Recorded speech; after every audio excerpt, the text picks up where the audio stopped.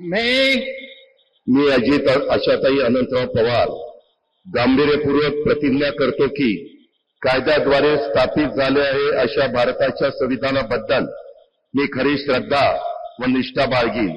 मी भारताची सार्वभौमता व एकात्मता उन्नत राखीन।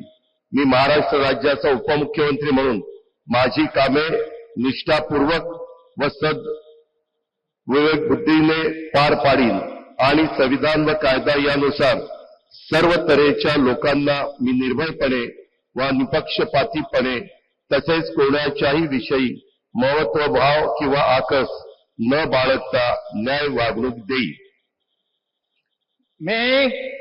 मी अजित आशाताई अनंतराव पवार गांभीर्यपूर्वक प्रतिज्ञा करतो की महाराष्ट्र राज्याचा उपमुख्यमंत्री म्हणून माझ्या विचारार्थ आणली जाईल किंवा मला ज्ञात होईल अशी कोणती बाब असा उपमुख्यमंत्री म्हणून माझी कामे यथायोग्य पार पाडण्यासाठी आवश्यक असेल ते खेरीज करून एरवी मी कोणत्याही व्यक्तीला किंवा व्यक्तींना प्रत्यक्षपणे वा अप्रत्यक्षपणे कळवणार नाही किंवा त्यांच्याकडे उघड करणार नाही।